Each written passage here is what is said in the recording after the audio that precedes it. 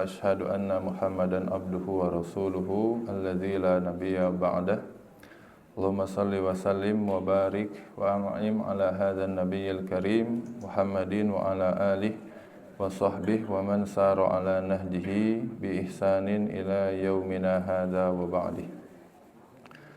Puji dan syukur mari kita sama-sama aturkan, kita panjatkan kepada Allah Azza wa Jalla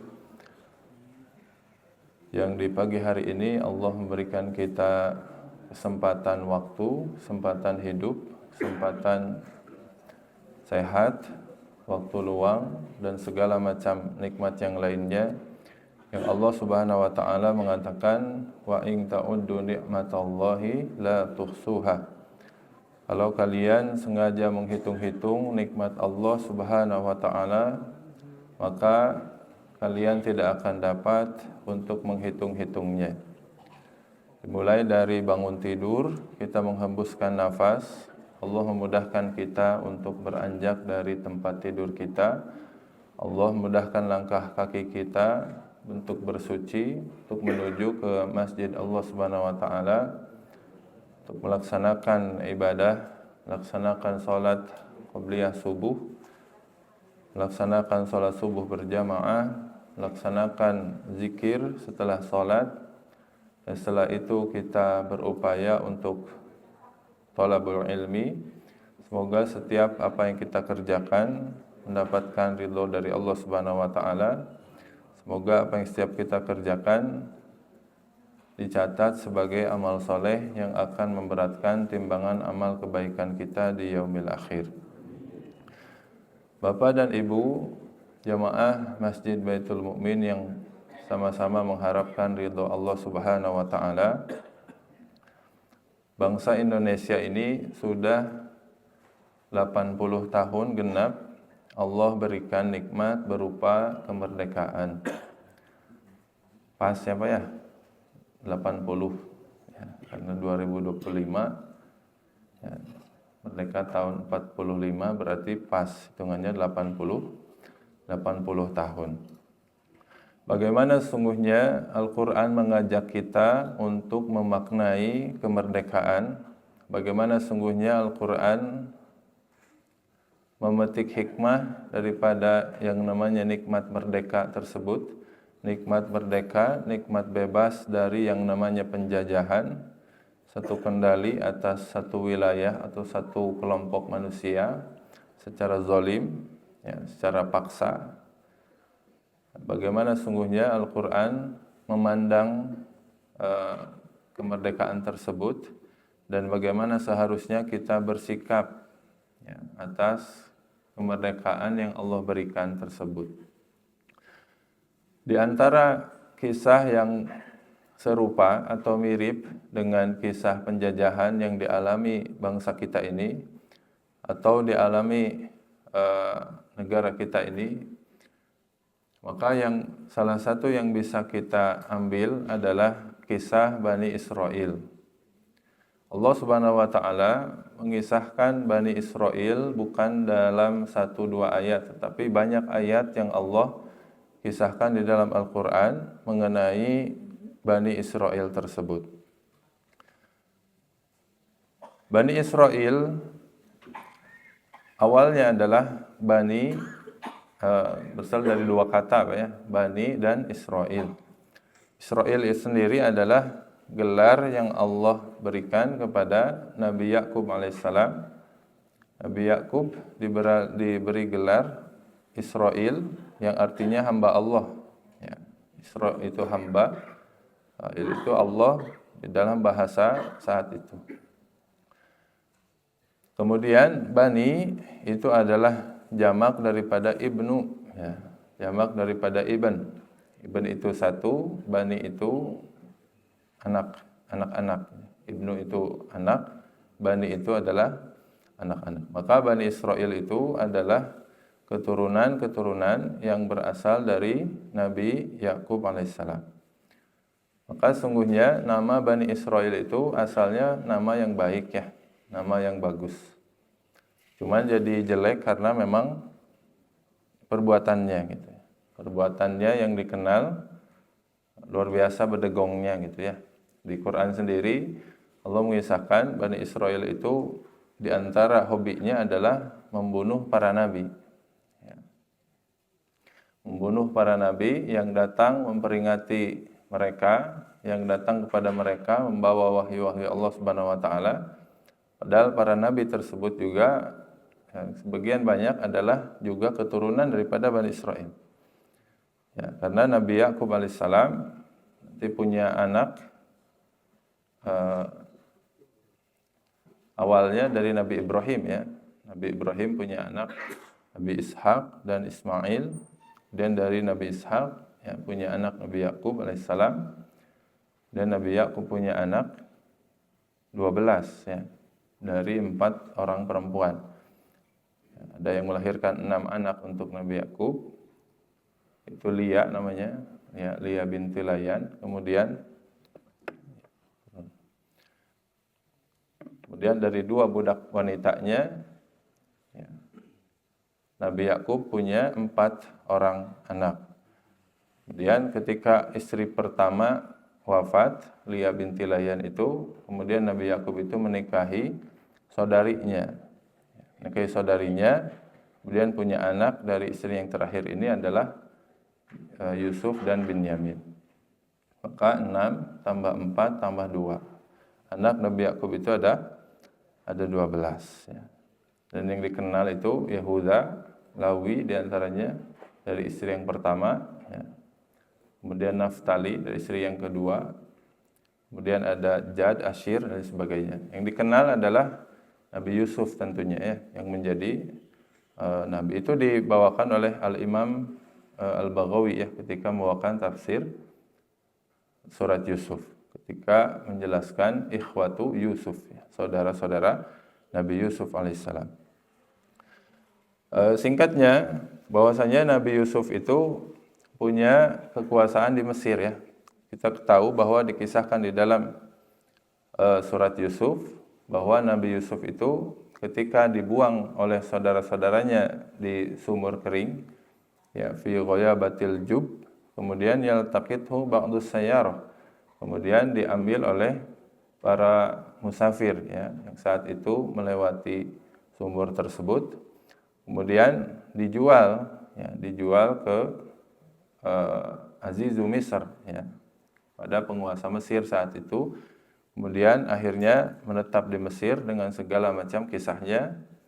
Nah, dikisahkan akhirnya keluarga Nabi Yusuf alaihissalam atau Nabi Yakub alaihissalam akhirnya menyusul ke Mesir dan hidup di sana sekian lamanya.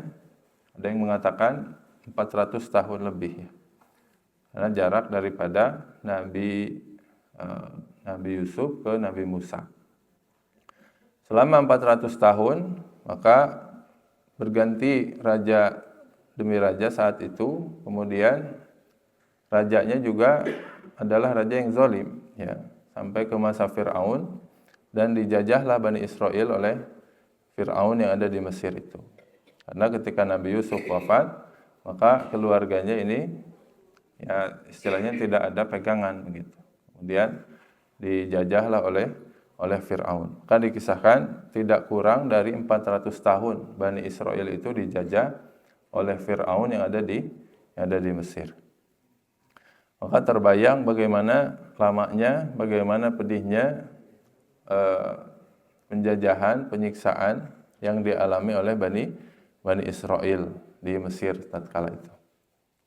Di antara yang Allah kisahkan mengenai Bani Israel yang insya Allah akan mudah kita untuk tadabburi ayatnya adalah di dalam Al-Quran yang tadi dibaca ketika sholat subuh, yakni Quran surat Ibrahim ayat 6, ayat ke-7 dan ayat ke-8.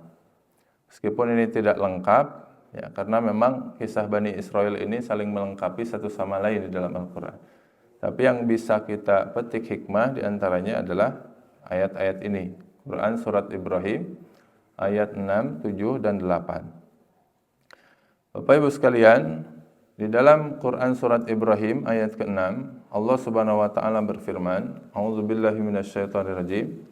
Wa idz qala Musa liqaumihi dzkuru ni'matallahi 'alaikum id anjakum min ali fir'aun yasumunakum su'al 'adzab wa yudhabbihuna abna'akum wa yastahyuna nisa'akum wa fi dzalikum bala'um mir rabbikum azim.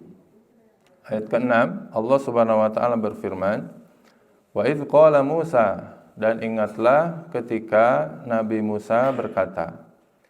Di sini yang menjadi khitab adalah Rasulullah Nabi Muhammad SAW yang menjadi khitab daripada ayat ini. Jadi Allah memerintahkan Nabi kita untuk mengingat ketika Nabi Musa berkata kepada kaumnya. Siapa kaum Nabi Musa tadi? Bani Israel. Nabi Musa sendiri itu keturunan Nabi Yakub juga. Ya. Sebutkan Nabi Musa ini keturunan Nabi Yakub dari Lawi, ya, dari istri yang pertama, ya, yang tadi punya 6 anak itu.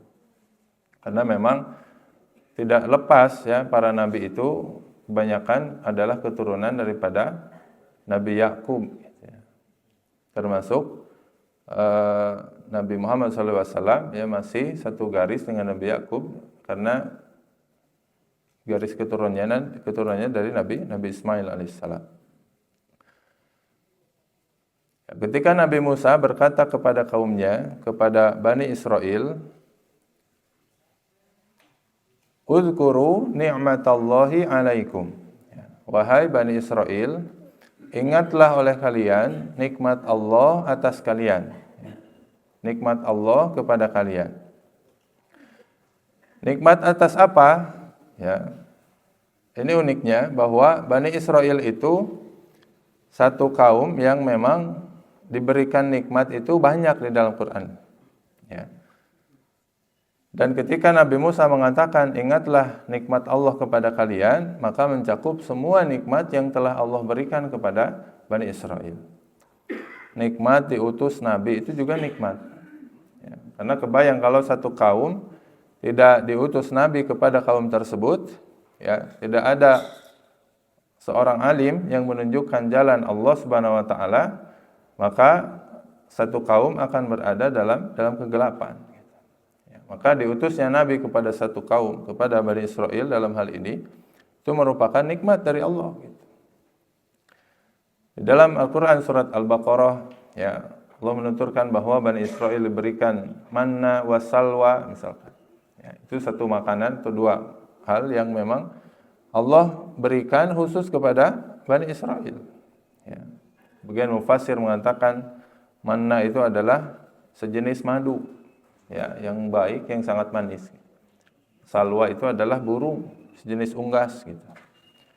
Jadi baik nabati, baik hewani diberikan gitu, pangan untuk Bani Israel. Tapi memang kelakuan Bani Israel itu memang aneh gitu. Sudah diberikan nikmat yang enak, makanan yang enak, malah mintanya itu kacang, mintanya itu bawang gitu, dan sebagainya. Tidak bersyukur gitu, sama nikmat yang Allah kasih. Ya, diberikan A, mintanya B. Ya. Begitupun ketika disuruh, Bani Israel ini ciri khasnya banyak tanya. Ya. Di dalam Quran surat Al-Baqarah. Ya, tentang Nabi Musa juga. Nabi Musa menyuruh atau diberikan wahyu oleh Allah Subhanahu wa taala untuk memerintahkan Bani Israel menyembelih tadzbahu baqarah, satu ekor sapi apapun boleh gitu. Malah Bani Israel mengatakan qalu atattakhiduna huzwa. Ya, hai Musa, apakah kamu mengolok-olok kami? Untuk apa kami menyembelih sapi? Ya, setelahnya Nabi Musa mengatakan, qala inni a'udzubika min an akuna minal jahilin. Lalu itu malah minta dan merepotkan diri mereka sendiri, ya, bertanya ciri khas sapi itu seperti apa gitu. Apakah kurus ataukah gemuk, ataukah warnanya apa gitu. Ataukah sapi itu sudah beranak atau tidak, sampai menyulitkan. Dan akhirnya hampir mereka tidak bisa menemukan sapi tersebut karena memang ulah mereka sendiri gitu. Mereka bertanya dan setiap pertanyaan dijawab oleh Allah Subhanahu wa taala. Ya, Ayatnya lebih spesifik lagi, ya. Wa ma kadu yaf'alun, kata Allah. Hampir saja mereka tidak bisa menemukan sapi tersebut. Artinya memang karakteristik Bani Israel itu ya berdegong gitu. Ya, pas disuruh itu banyak tanya. Ya. Disuruh sholat subuh, kenapa nanya? Sholat subuhnya kenapa 2 rakaat? Gitu. Yang nggak capek, hudang tiris-tiris, sholatnya dengan 2 gitu. Ya. Ay sholat lohor kernyalse, gitu ya. Dan sebagainya. Maka memang karakteristik itu banyak bertanya, ya. Karakteristik daripada Bani Israel itu berdegong. Sudah diberikan banyak nikmat, banyak anugerah yang mungkin tidak semua kaum mendapatkannya, tapi ya kelakuannya tidak bersyukur kepada Allah Subhanahu wa taala. Makanya memang seringkali Nabi Musa mengingatkan untuk mengingat nikmat Allah Subhanahu wa taala kepada Bani Israel itu. Ya. Dan ini pelajaran Bapak Ibu sekalian bahwa nikmat Allah itu harus diingat gitu. Ya. Nikmat Allah itu harus diingat.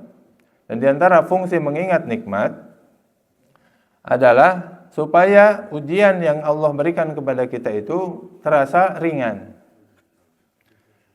Ya, karena kalau dibandingkan nikmat dengan ujian, itu biasanya ghalibnya lebih banyak nikmat daripada ujian. Ya, kita diberikan sehat 1 tahun, ya, dalam 1 tahun paling sakit berapa hari? Gitu. Ada yang sakit menahun pun diberikan sakit bertahun-tahun, dibandingkan dengan umur hidupnya, ya, lebih banyak sehatnya gitu. Orang dagang, ya, dibandingkan ruginya dibandingkan dengan untungnya, biasanya ghalibnya lebih banyak untungnya. Kalau orang tidak ingat nikmatnya dan hanya ingat musibahnya begitu, maka musibah itu akan terasa besar, musibah itu akan terasa berat gitu, karena orang tidak ingat nikmatnya. Ya, maka Bani Israel seringkali diperintahkan untuk mengingat nikmat Allah. Dan tentunya ini juga ibrah untuk kita, bahwa uzkuru ni'matallahi 'alaikum. Ingatlah nikmat Allah yang Allah berikan kepada kalian. Bapak Ibu sekalian, ini juga pelajaran bahwasanya nikmat itu harus kita sandarkan kepada Allah Subhanahu wa taala. Baik nikmat kemerdekaan sebagaimana Bani Israel ataupun seluruh nikmat, ya. Karena kata Allah, "Fama bikum min ni'matin faminallah." Ya. Setiap nikmat yang Allah berikan kepada kalian itu dari Allah Subhanahu wa taala. Setiap nikmat yang ada pada diri kalian, nikmat apapun, nikmat usia, nikmat sehat, nikmat harta, nikmat keluarga, nikmat ilmu, maka faminallah, nikmat itu dari Allah Subhanahu wa taala. Sehingga Ibnul Qayyim juga mengatakan bahwasanya barang siapa yang menyadari bahwa nikmat yang dia rasakan itu bersumber dari Allah, maka dia sudah menjadi orang yang bersyukur gitu. Ya, syukur itu sederhana gitu. Ya, yang utamanya adalah kita yakin, kita sadar bahwa nikmat yang ada pada kita itu dari Allah gitu. Itu nikmat syukur yang pertama. Jadi syukur itu nggak harus acara syukuran, nggak ya. Jadi nggak harus makan-makan, ngundang orang ke rumah, syukuran, itu nggak harus. Apalagi memang ngundangnya itu dalam rangka sombong, ya. Makin jauh daripada makna syukur. Syukuran rumah baru, ya. Ngundang tetangga satu RT, ya. Bilangnya alhamdulillah, ya, tasyakur bin nikmat rumah baru. Tapi dalam hatinya sombong gitu. Ya, ima aing pangalusna di dieu naon. Nah, itu belum syukur gitu. Karena orang yang syukur adalah orang yang menisbatkan nikmat kepada Allah Subhanahu wa taala.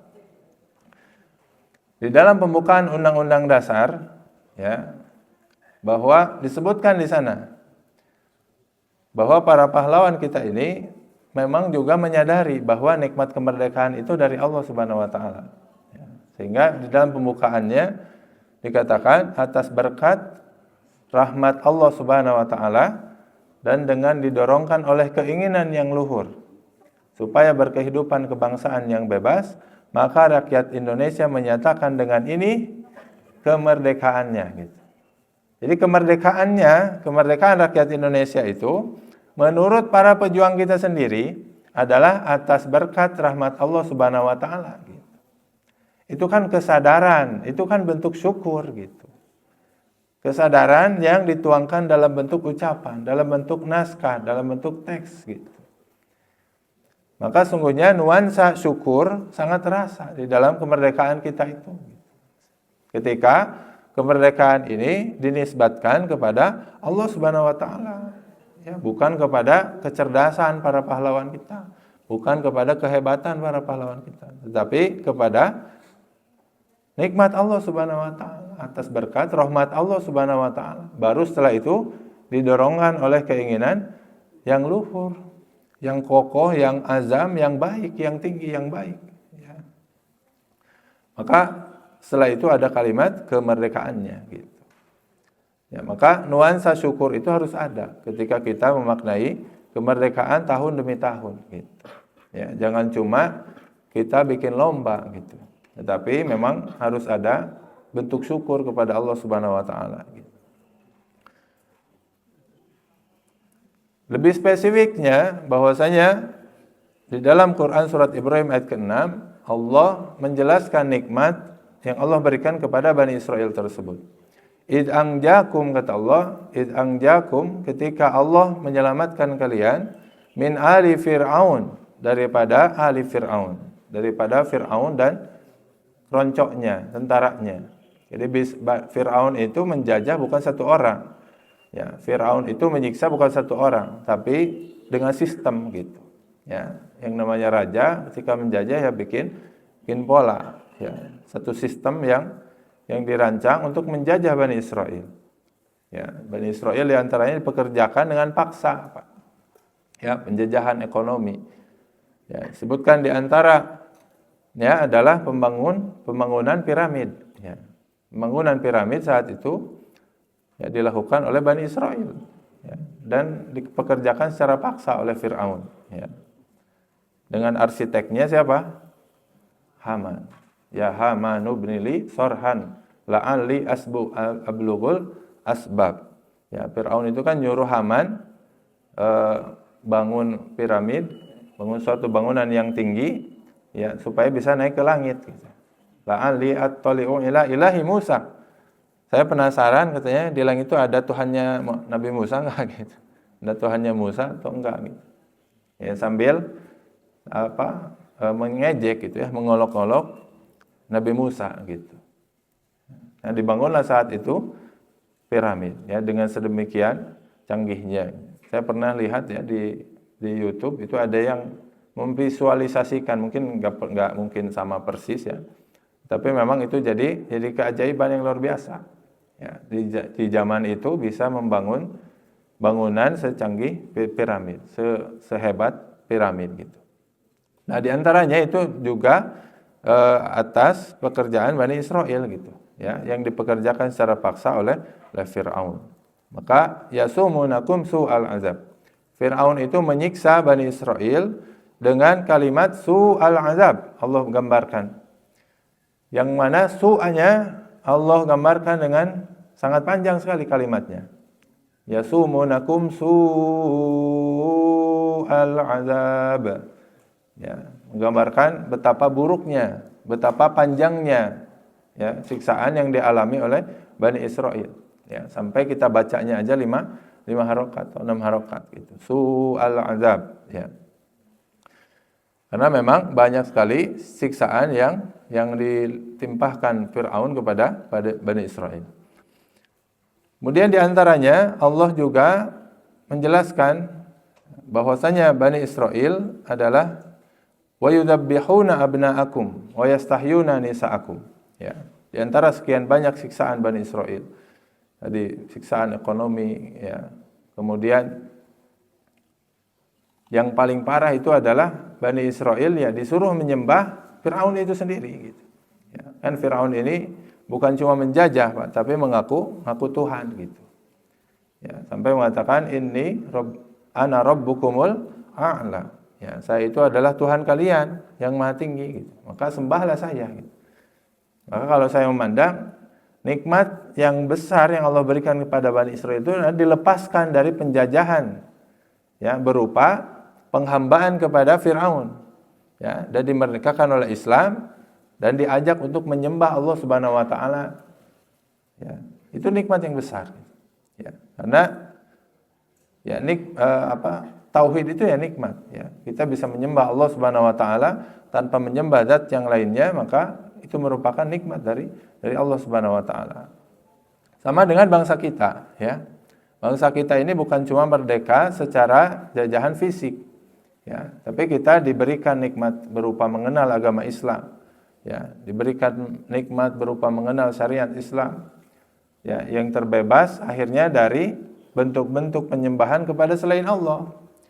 Ya, karena dahulu kala sebelum merdeka, ya, jauh sebelum ada Islam, maka Indonesia ini kan mengenal yang namanya ajaran animisme, ya, dinamisme. Kalau kita lagi SD itu kan belajar. Ya, animisme itu penyembahan kepada benda-benda, ya, mentahayulkan benda, mengkeramatkan benda. Ya. Kalau dinamisme, kepercayaan kepada hal-hal gaib, ya, di luar yang diajarkan oleh syariat Islam. Ya, maka ketika kita merdeka, harusnya kita lepas dari tahayul gitu. Ya, jangan berpegang kepada kepercayaan masa lalu gitu. Jangan kita merdeka tapi gitu ya, masih percaya kalau misalkan ada kupu-kupu ke rumah teh bakal banyak duit gitu. Jangan ternyambung. Kalau ada burung gagak di genteng teh bakal anu maot gitu.